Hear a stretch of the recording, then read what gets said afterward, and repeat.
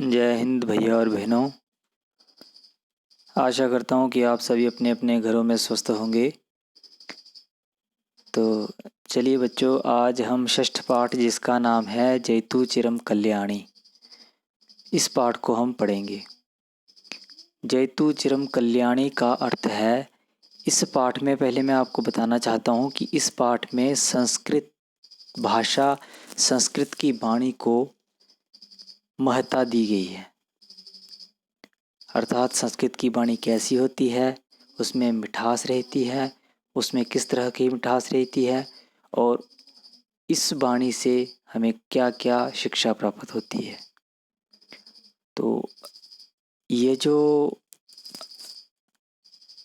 पाठ है जयतु चिरम कल्याणी, अर्थात जयतु चिरम, चिरकाल तक, यानी कि जिसका समय ही खत्म ना हो। और कल्याणी का अर्थ होता है कल्याण, कि हमेशा ही इसका कल्याण होता रहे, हमेशा ही इसकी जय जयकार यानी जयतु इसकी जयकार होती रहे। तो चलिए अब हम पाठ की शुरुआत करते हैं। तो हमारे जो पाठ का नाम मैंने आपको पहले बता दिया है, जिसका नाम है जयतु चिरम कल्याणी। तो सबसे पहले पाठ के ये जो पाठ है, इसके संगीत के कुछ बोल इस तरह से हैं। मैं आपको जो जो लाइन बोलता जाऊंगा वहाँ पर मैं टिक करता जाऊंगा। तो सबसे पहले इसके बोल हैं, भारती एकता साधकम संस्कृतम। भारती एकता साधकम संस्कृतम। भारतीयत्वसम्पादकं संस्कृतं। भारतीयत्वसम्पादकं संस्कृतं। ज्ञानपुञ्जप्रभादर्शकं संस्कृतं। ज्ञानपुञ्जप्रभादर्शकं संस्कृतं। सर्वदानन्दसन्दोहदं संस्कृतं। सर्वदानन्दसन्दोहदं संस्कृतं। भारतीयेकता साधकं संस्कृतं। भारतीयेकता साधकं संस्कृतं।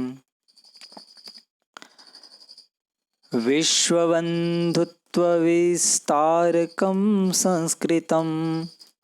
विश्वबन्धुत्वविस्तारकं संस्कृतं। सर्वभूतैकताकारकं संस्कृतं। सर्वभूतैकताकारकं संस्कृतं। सर्वत्र शान्तिसम्पादकं संस्कृतं। सर्वत्र शान्तिसम्पादकं संस्कृतं। पंचशीलप्रतिष्ठापकं संस्कृतं। पंचशीलप्रतिष्ठापकं संस्कृतं। भारतीय एकता साधकं संस्कृतं। भारतीय एकता साधकं संस्कृतं। भारतीयत्वसम्पादकं संस्कृतं। त्यागसन्तोषसेवाव्रतं संस्कृतं। त्यागसन्तोषसेवाव्रतं संस्कृतं। विश्वकल्याणनिष्ठायुतं संस्कृतं। विश्वकल्याणनिष्ठायुतं संस्कृतं। ज्ञानविज्ञानसम्मेलनं संस्कृतं। ज्ञानविज्ञानसम्मेलनं संस्कृतं। मुक्तिमुक्तिदवयोद्भावनं संस्कृतं। मुक्तिमुक्तिदवयोद्भावनं संस्कृतं। भारतीयेकता साधकं संस्कृतं। भारती एकता साधकं संस्कृतम्। नगरे नगरे ग्रामे ग्रामे विपुल नगरे नगरे ग्रामे ग्रामे विलसत संस्कृत वाणी। सदने सदने जन जन वदने जयतु चिरं कल्याणी, जयतु चिरं कल्याणी, जयतु चिरं कल्याणी। तो यह बच्चों जो था आपका षष्ठ पाठ, जिसका नाम था जयतु चिरं कल्याणी। एक बार फिर से मैं इसका आपको अभ्यास करवा देता हूँ। एक बार फिर से मैं बिना टिक के आपको ये जो गीत है बोल के बताऊंगा। भारती एकता साधकं संस्कृतं, भारती एकता साधकं संस्कृतं।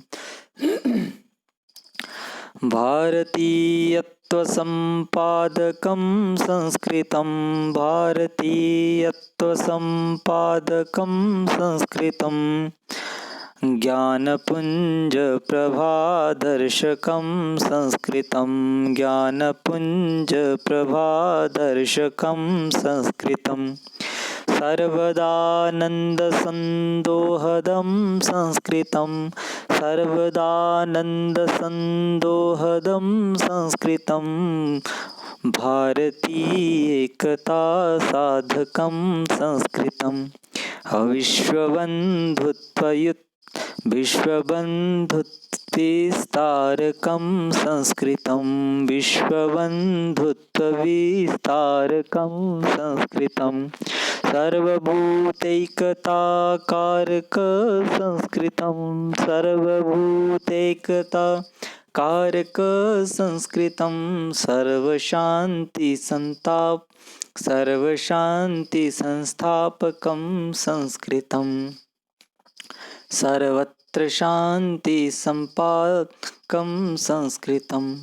पंचशीलप्रतिष्ठापकं संस्कृतं, भारती एकता साधकं संस्कृतं। त्यागसन्तोषसेवाव्रतं संस्कृतं, त्यागसन्तोषसेवाव्रतं संस्कृतं।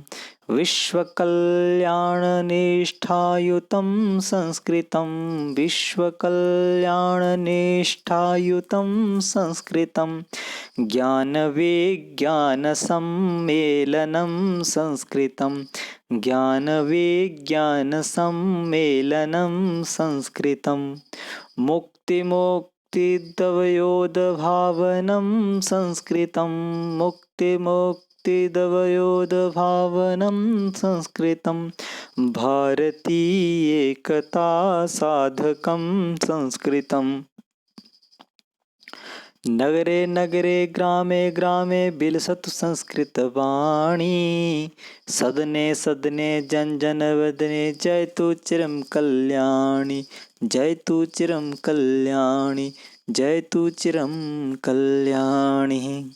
तो ये बच्चों आपने इस पाठ के जो मैंने आपको गीत है ये मैंने आपको बताया है। आपने इसको अच्छी तरह से याद कर लेना है और कंठस्थ कर लेना है, और मुझे भी आपने इसी तरह से इस गीत को बोल के सुनाना है। धन्यवाद।